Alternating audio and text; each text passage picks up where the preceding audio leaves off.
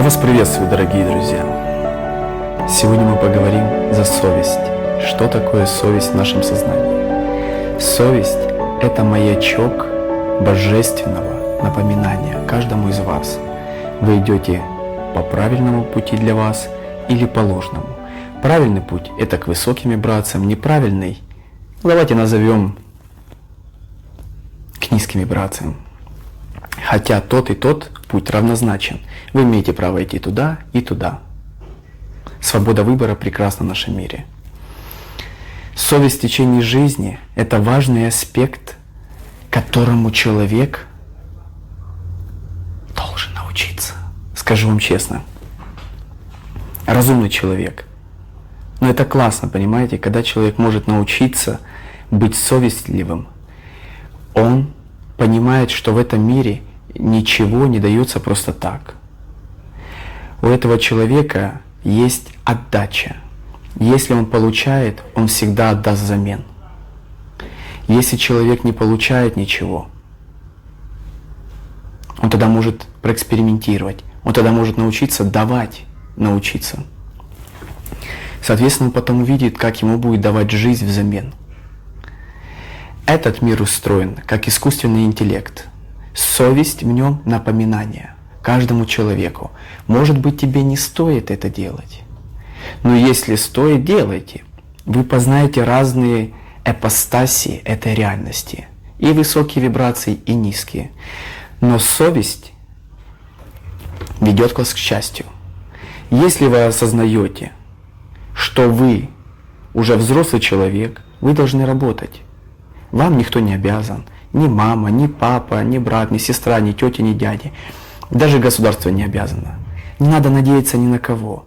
Надейтесь только на себя, потому что в этот мир вы пришли сами, и трудиться в нем важно самому. Счастье вы сможете обрести сами, а окружающий мир будет только дополнять ваше внутреннее счастье в вашей душе.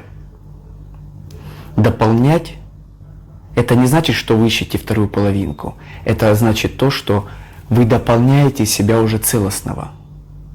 Вы уже целостные, вы дополняете себя энергией мужа, жены, детей, родственников, близких и так далее. Многие не понимают, что трудности закаляют в этой жизни. Они закаляют, они пробуждают, они дают возможность человеку начать действовать. Когда сильно сладко, никто не хочет работать. Никто. Никто, поверьте, никто не хочет. Только когда человек поднимается снизу, сам трудится, он тогда может воспитать в себе кайф работы. И тогда он входит в реальность гармонии и познания себя как работающего человека. Всех людей оживляет Бог. Соответственно, в каждом человеке, в каждой сущности, во всем присущ Дух Бога. Он оживляет все сейчас в моменте. Только Он. И когда Он оживляет, важно понимать, что вы каждый день взаимодействуете с Богом.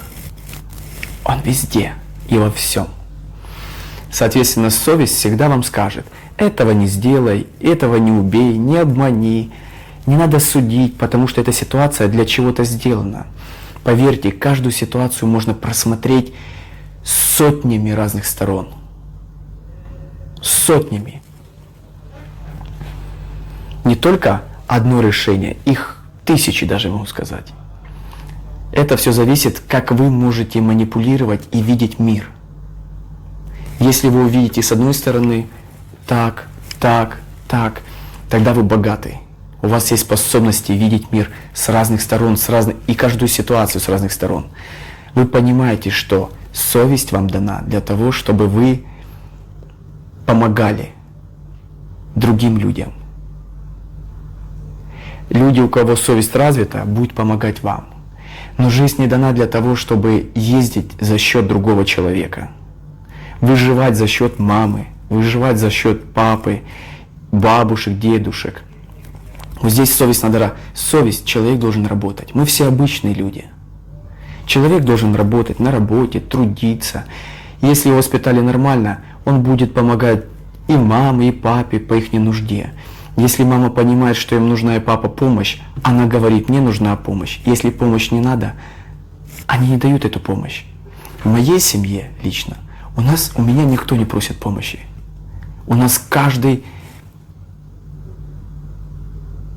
естественным образом понимает, что классно и разумно и по совести самому жить, самому работать на те финансы, которые Бог дает каждому из нас.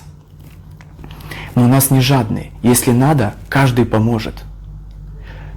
Человек обратился, он получит помощь.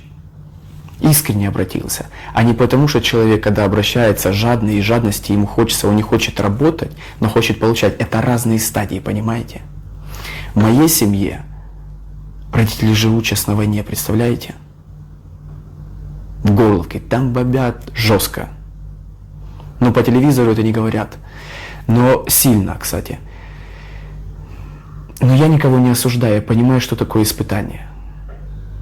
Это испытание, понимаете, это жизнь.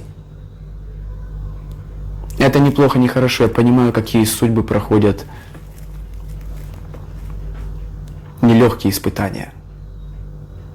Но мы все не вечные.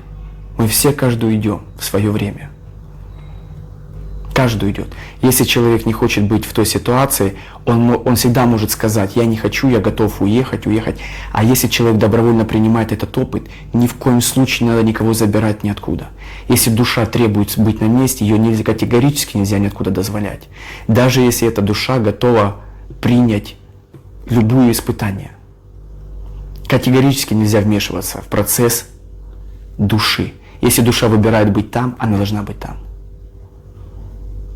Потому что неважно, каждый из вас закончит жизнь, понимаете? Рано или поздно. Когда и как, это будет оригинально для каждого. Это не является ни плохим, ни страшным. Это естественный процесс. Бог играет сам в себе. Не надо бояться смерти. Никому ее не существует, я вам скажу честно, по секрету. Искренне, ее нету. Это процесс. Как сон. Вы проснетесь от сна с этой жизни. Только в другом сознании, в другом месте, в другом измерении. Так оно и будет.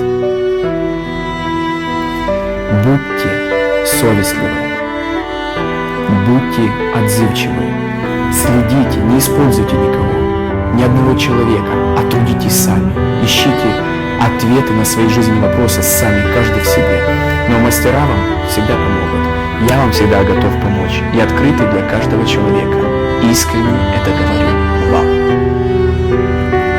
С любовью и уважением, Михаил.